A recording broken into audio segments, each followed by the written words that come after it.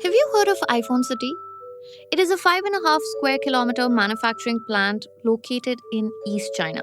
And it is run by Honhai Precision Industry, which is better known as Foxconn, the largest contract manufacturer of electronics in the world.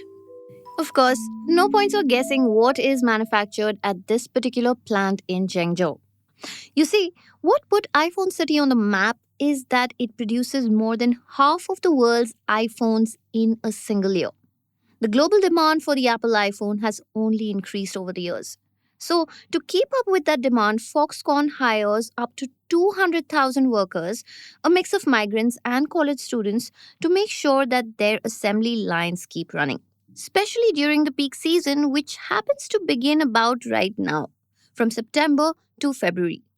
iPhone City is the perfect example of the China manufacturing playbook. It is what propelled China to emerge as the world's manufacturing hub. It's quite simple. Foxconn and companies like it build these large facilities, pack millions of migrant laborers into dorms near these facilities, and get them to work long hours, often in very tough conditions. But now things are changing. More and more global companies are adopting a China plus one strategy, and India is becoming a favored alternative. And as the focus shifts our way, manufacturers here are pretty much replicating the same China labor model. Take the Narasapura industrial area, for instance. It is about half an hour away from the Kolar gold mines in the southern state of Karnataka.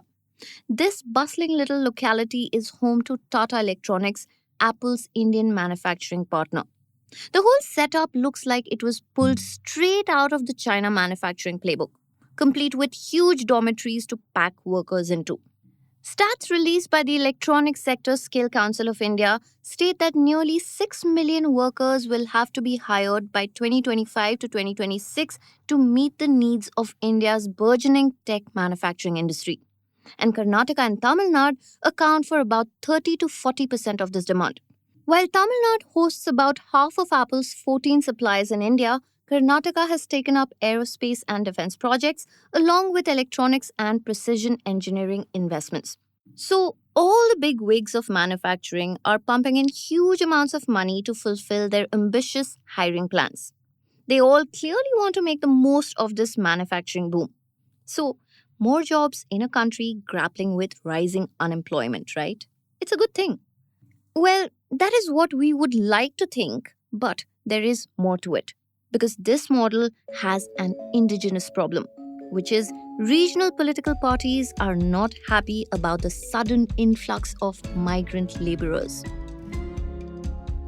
Welcome to Daybreak, a business podcast from the Ken. I'm your host Snigdha Sharma, and I don't chase the news cycle.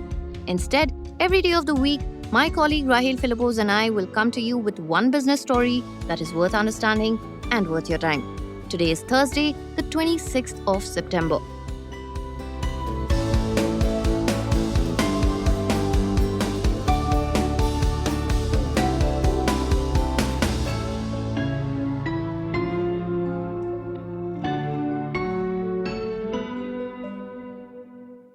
Labor migration is not new to India, but that does not make it any less controversial.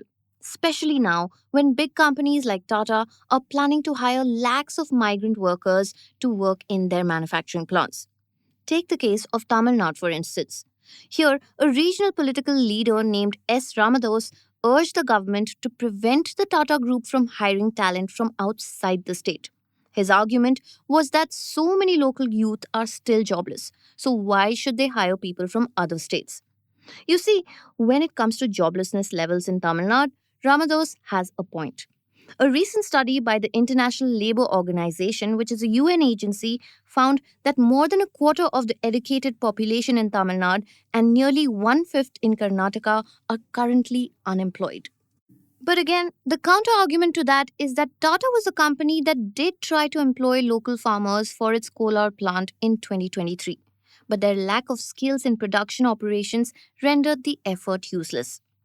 The Ken reporter Shrishti Achar spoke to Lohit Bhatia, the president of workforce management at Questcore, which is a staffing company. He explained that while talent is available in southern states, generally they have alternative job opportunities as well. So, in many cases, the local talent has to be supplemented by migratory talent to fuel the sudden surge of job opportunities that occur. There is also the fact that companies tend to hire from a particular age group, especially those below 25 years. Sakit Gaurav, chairman and managing director of Technodome, a UAE based consumer electronics distributor, explained that is because they generally do not have a problem with relocating. Apart from age, gender is also coming up to play here.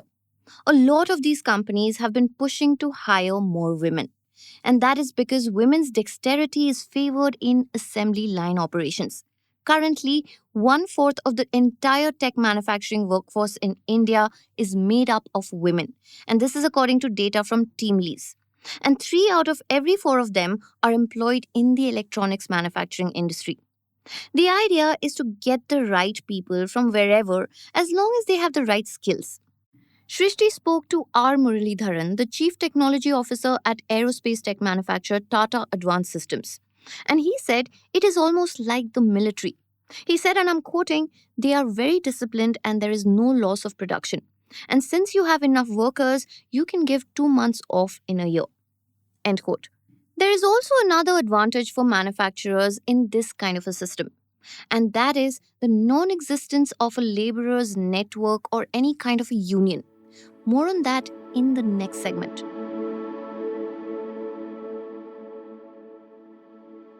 The mall apocalypse is here. Or is it? You're probably wondering what that even means. Well, it's a rather over the top portmanteau to describe a trend in India's retail landscape that many say is inevitable.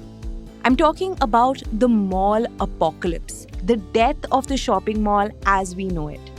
In fact, a recent report found a 59% increase in ghost malls across the country. What happened?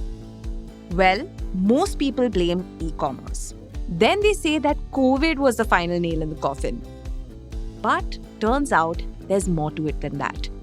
In an upcoming episode of Daybreak, we will uncover why India seems to be over shopping malls. But we want to hear from you. When was the last time you went to a shopping mall? Has the in-person shopping experience lost its charm? Tell us what you think. If you're open to having a candid one-on-one chat on the subject, write to us on WhatsApp. Our number is 89711 I'll also add it to the show notes of this episode. Thank you, and I'm really looking forward to hearing from you.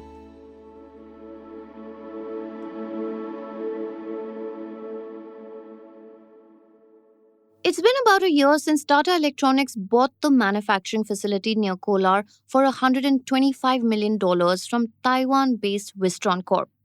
Wistron was the original design manufacturer for Apple. Wistron was actually using the Kolar plant for 6 years to produce iPhones. And then its employees launched a protest demanding a pay hike. Earlier too, in 2020, some of its employees ransacked offices owing to non-payment of dues and long working hours. Chidambaram G. Iyer, who is an associate professor at the Center for Development Studies in Thiruvananthapuram, explained why uprisings like these sometimes happen. He said that it is often difficult to get local laborers to work overtime, and that is largely because they have a strong network. Meanwhile, when companies get migrant laborers from other states and make them stay in their own dormitories, their local network is a lot shallower. So it is easier for these companies to get them or push them to be more productive. Also, no network helps cut the attrition problem in the bud. It also means you don't have to increase your wage costs constantly because training also requires a certain amount of investment. The biggest problem with the job market lies in its inability to provide long-term secure employment. The automation of processes has a role to play here. A report by the World Economic Forum says that over 2 in 5 tasks will be automated globally by 2027. And turns out, the likes of Apple are also reportedly trying to cut their headcount by half in the next 5 years and automate their assembly line operations. For companies like Tata, this will play out in interesting ways. For starters, it'll mean that of the 250,000 jobs that it is planning to create by 2025, only about one-fifth will be expected to be on the payroll. And the rest will likely be filled by contractual workers who will be subject to the whims of the company's production needs. Basically, these ambitious hiring models that companies like Tata are committing to now may not make sense in the long term.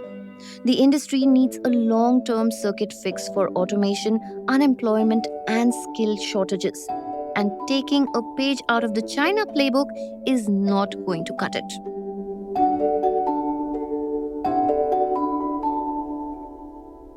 Daybreak is produced from the newsroom of The Ken, India's first subscriber-focused business news platform. What you're listening to is just a small sample of our subscriber-only offerings. A full subscription unlocks daily long-form feature stories, newsletters, and podcast extras. To subscribe, head to theken.com and click on the red subscribe button on top of the Ken website. Today's episode was hosted by Snigdha Sharma and edited by Rajiv CN.